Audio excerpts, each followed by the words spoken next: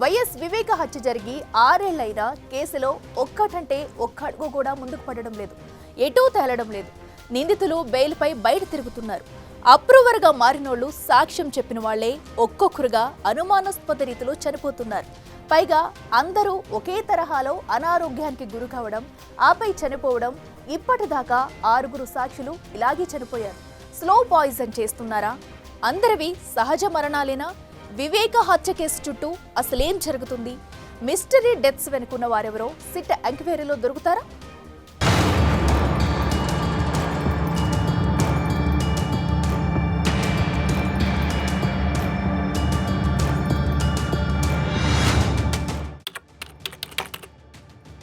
మార్చి 14, 2019 Pulivendula YS వివేక నివాసం. మార్చి 15వ తేదీ తెల్లారేసరికి వివేక హత్యకు గురై కనిపించారు. మొదట గుండెపోటన్నారు, రక్తపు వాంతులుగా ప్రచారం చేశారు. బెడ్రూమ్, బాత్రూంలో రక్తపు ఆనవాళ్లు కనిపించకుండా పోయాయి. అయితే శరీరంపై గాయాలు బయటకు రాగానే హత్య అన్నది వెలుగులోకొచ్చింది. వివేక పిఏ వెంకటకృష్ణారెడ్డి ఫిర్యాదుతో పులివెందులలో క్రైమ్ నంబర్ 24/2019గా కేసు నమోదైంది. అంతే, అక్కడ్నుంచి ఈ వివేక హత్య కేసు ఎన్ని మలుపులు తిరగాలో అన్నీ తిరిగింది. దర్యాప్తులో ఒక్క అడుగు కూడా ముందుకు పడలేదు. సిబిఐ ఎంట్రీ ఇచ్చింది, సిట్ దర్యాప్తులు చేశాయి. అయినా లాభం లేకుండా పోయింది. వైఎస్ వివేక హత్యకు గురై 6 ఏళ్లు గడిచిపోయింది. అయినా సరే మ్యాటర్ కొలిక్కి రావటం లేదు.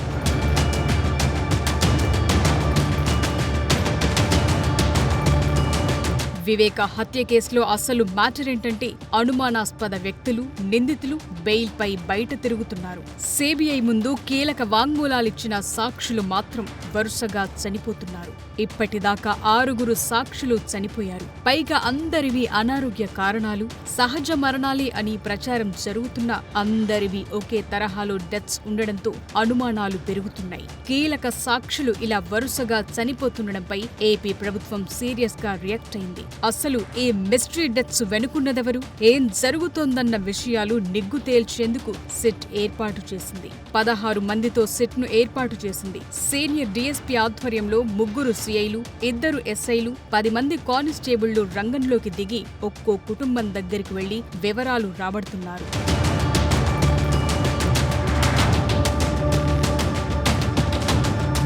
వివేక హత్య కేసు తేల్చేందుకు పోలీసుల ఆధ్వర్యంలో 3 సిట్లు ఏర్పాటు చేసిన మ్యాటర్ ముందుకెళ్లలేదు. ఇది 4వ సిట్. వివేక హత్య కేసు తేలకముందే అందులో సాక్ష్యం చెప్పిన వారికి మాత్రం నూకలు చెల్లుతున్నాయి. ఇది అన్నింటికంటే పెద్ద సవాల్గా మారింది. ఇలా సాక్షులందరూ అడ్రస్ లేకుండా పోతుండటం కలవరానికి కారణమవుతోంది. కేసులో సూత్రధారులు, కుట్రదారులను తేల్చకముందే మొత్తంగా భూస్థాపితం చేస్తారా అన్న డౌట్లు పెరుగుతున్నాయి. అసలు అవి సహజ మరణాలా లేక స్లో పాయిజన్ ఇచ్చి చంపేస్తున్నారా అన్నది ఇప్పుడు పెద్ద మిస్టరీ. దీన్ని తేల్చేందుకే సిట్ రంగంలోకి దిగింది.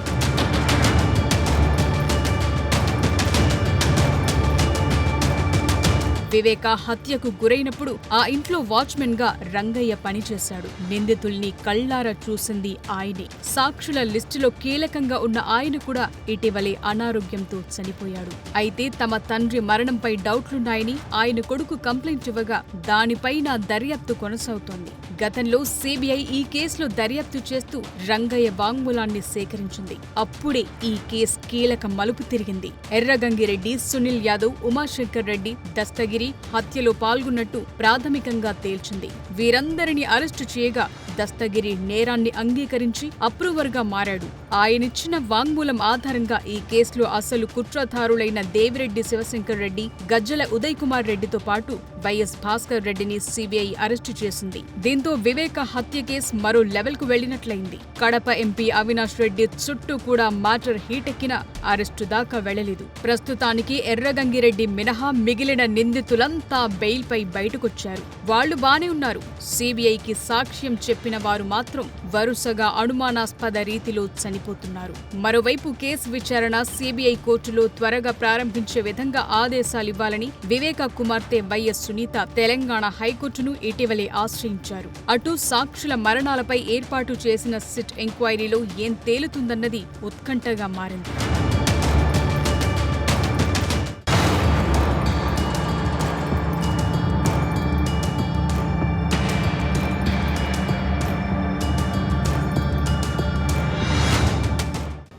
వివేక హత్య కేసులో సాక్షుల మరణాలపై విస్తుపోయే వాస్తవాలు బయటకొస్తున్నాయా? నిజంగానే అనారోగ్యాలతో చనిపోయారా? ఏం జరిగింది? మృతుల కుటుంబ సభ్యులు సిట్కు చెబుతున్నదేంటి? వాచ్మెన్ రంగన్నకు స్లో పాయిజన్ ఇచ్చి చంపేశారన్నది నిజమేనా? దర్యాప్తులో ఏం తేలుతుంది? వివేక హత్య కేసు క్లైమాక్స్కు చేరుతుందా?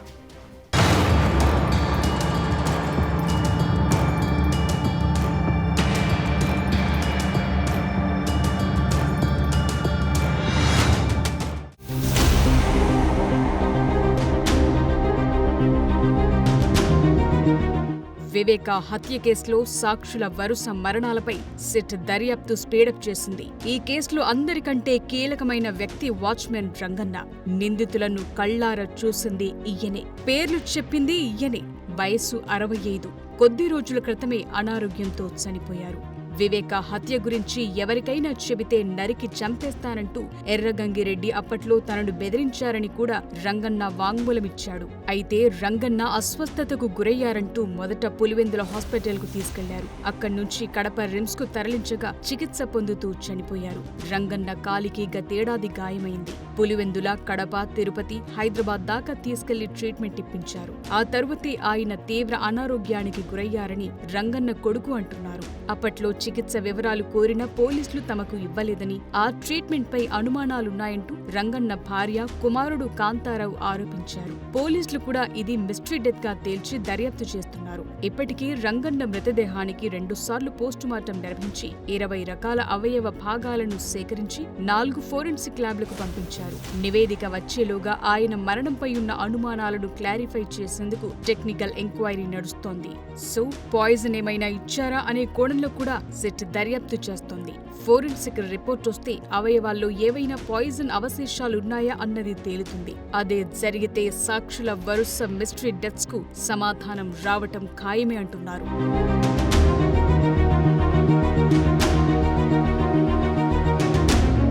ఇదే కేసులో మిస్టరీగా చనిపోయిన వారెవరో ఇప్పుడు చూద్దాం. ఈయన పేరు నారాయణ యాదవ్. మాజీ సీఎం జగన్ వెహికల్ డ్రైవర్. వివేక చనిపోయాడని తెలియగానే జగన్, భారతి ఇద్దరు హైదరాబాద్ నుంచి రోడ్డు మార్గంలోనే పులివెందులకు వెళ్లారు. అప్పుడు వెహికల్ డ్రైవ్ చేసింది నారాయణ యాదవే. ఈయన 2019 డిసెంబర్ 6న అనారోగ్య కారణాలతో చనిపోయినట్లు ప్రచారం జరిగింది. రోడ్డు మార్గంలో వెడుతున్నప్పుడు ఏం జరిగిందన్నది క్వశ్చన్ మార్క్ గానే ఉండిపోయింది. ఈయన మృతిపై కేసు నమోదు కాలేదు. అతడి అంత్యక్రియలకు జగన్, భారతి హాజరయ్యారు.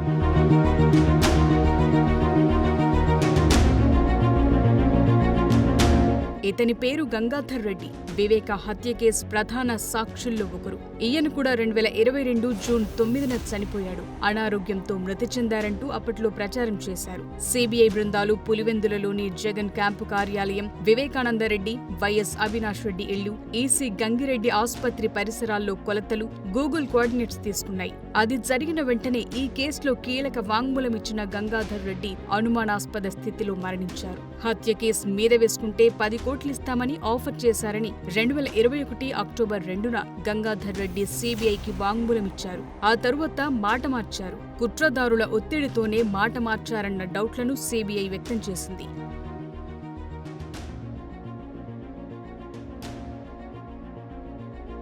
ఈయన పేరు శ్రీనివాసులరెడ్డి. 2019 సెప్టెంబర్లో అనుమానాస్పద స్థితిలో మృతి చెందారు. ఆయన సూసైడ్ చేసుకున్నారన్నారు. వివేక హత్య కేసులో శ్రీనివాసులరెడ్డి అనుమానితుడు. ఈ హత్య కుట్ర సంబంధిత వివరాలు అతనికి, అతని బావ పరమేశ్వర్ రెడ్డికి ముందే తెలుసన్న అనుమానాలున్నాయి. పరమేశ్వర్ రెడ్డి నార్కో ఎనాలిసిస్ టెస్టుకు హాజరై తిరిగొచ్చిన కొద్ది రోజుల్లోనే శ్రీనివాసులరెడ్డి మరణించారు. ఈయన డెడ్ బాడీలో కాలేయానికి, కిడ్నీ మధ్య భాగంలో రక్తం ఆనవాళ్లు ఉన్నట్లు ఫోరెన్సిక్ రిపోర్టు తేల్చింది. పోలీసులు ఆ రక్తపు ఆనవాళ్లేంటో దర్యాప్తు చేయకుండానే కేసు మూసేశారు. ఇది కూడా పెద్ద డౌట్. తాజాగా సిట్ డీఎస్పీ శ్రీనివాసులరెడ్డి కుటుంబ సభ్యుల్ని ప్రశ్నించారు. మరణంపై వివరాలు తెలుసుకున్నారు. ఈయన పేరు వైఎస్ అభిషేక్ రెడ్డి. వివేక హత్య కేసు కీలక సాక్షుల్లో ఒకరు. వివేక చనిపోయినట్లు దేవిరెడ్డి శివశంకర్ రెడ్డి నుంచి తనకు ఫోన్ కాల్ వచ్చిందని, ఘటనా స్థలానికి వెళ్లి చూడగా మృతదేహం చుట్టూ రక్తం, ఆయన నుదుటిపై గాయాలున్నట్టు గుర్తించి ఇది హత్యేనని భావించానంటూ 2021 ఆగస్టులో అభిషేక్ రెడ్డి సిబిఐకి వాంగ్మూలం ఇచ్చారు. ఈ వాంగ్మూలం వెలుగు చూసిన కొన్నాళ్ల తరువాత సడన్ గా అనారోగ్యం బారిన పడ్డారని, ఈ ఏడాది జనవరి 10న చికిత్స పొందుతూ చనిపోవటం కూడా అనేక డౌట్లకు తెరలేపింది. ఈయన వయస్సు 36. అటు జగన్ మామ ఈసీ గంగిరెడ్డి 2020 అక్టోబర్లో అనారోగ్యంతో చనిపోయారు. వివేక డెడ్ బాడీకి గంగిరెడ్డి హాస్పిటల్ సిబ్బంది కట్లు కట్టి బ్యాండేజ్లు వేశారన్న వెర్షన్ ఉంది. సో ఈ కేసు మొదటి నుంచి అంతా టిపికల్ గా మారుతోంది.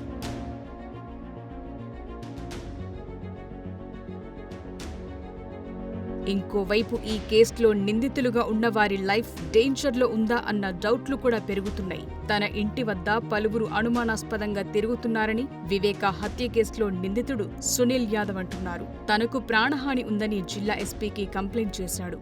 దీని కేసు గురించి నాకు తెలిసిన విషయాలు పంచుకోవడానికి ఆల్రెడీ సార్కి చెప్పాను. దాన్ని సార్ దృష్టిలో పెట్టాను. సార్ దాన్ని రెఫర్ చేసి అట్లనే ప్రాణహాని ఉంది, రక్షణ కల్పించండి సార్ అని సార్ని కోరాను.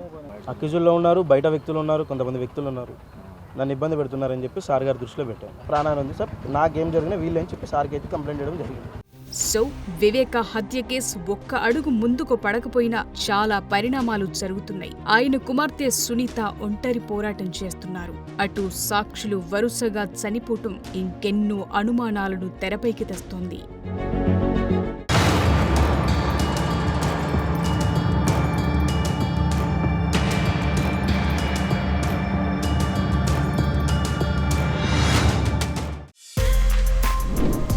For more videos like this, subscribe Big TV channel.